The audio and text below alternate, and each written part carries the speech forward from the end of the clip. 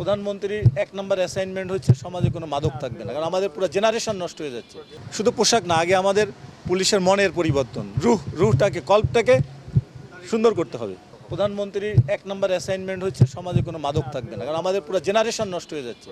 আমি দেখেছি প্রিন্সিপাল বাবা হাত ভাঙা, কি ব্যাপার, আমার সন্তানকে আমি মাদকের টাকা দেই নাই বলে আমার হাত ভেঙে দিয়েছে, এগুলো আমরা জানি।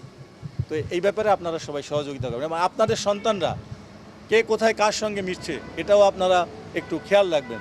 পুলিশ সার্ভিস থেকে শুরু করে ফিল্ড লেভেল থেকে সবাই চাচ্ছে এটা ভিজিবল পোশাক, কারণ আমরা যখন বাইরে ডিউটি করতে যাই আমার পুলিশের এই পোশাকটাকে ওইভাবে মানুষের চোখে পড়ে না। তো আমরা চাচ্ছি সরকার ব্যাপারে কনসার্ন, তারাও আলোচনার মাধ্যমে নতুন একটা কিভাবে সুন্দর পোশাক দেওয়া যায় না, ওইটা আমি তো একক সিদ্ধান্ত নিব না, কারণ এটার সাথে একটা প্রক্রিয়া জড়িত আছে।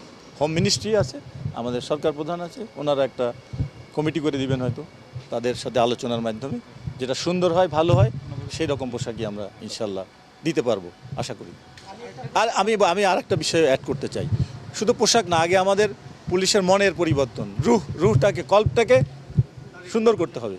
এটা যদি যত ভালো পোশাকই দেন না কেন, আমি যদি আমার পুলিশের যারা ফোর্স আছে, আমাদের অফিসাররা আছে, তারা যদি তাদের হৃদয়টাকে যে প্রকৃতপক্ষে সেবক হিসাবে কাজ করতে না, তাহলে কিন্তু এটার পোশাক পরিবর্তন করেন যাই করেন, অনেক অস্ত্র দিলেন, অ্যাপারেটাস দিলেন, কিন্তু কাজ হবে না। আগে আপনার পজিটিভ অ্যাটিটিউড থাকতে হবে যে না, আমি সমাজে শান্তি প্রতিষ্ঠা করতে চাই, জনগণের সেবক হতে চাই।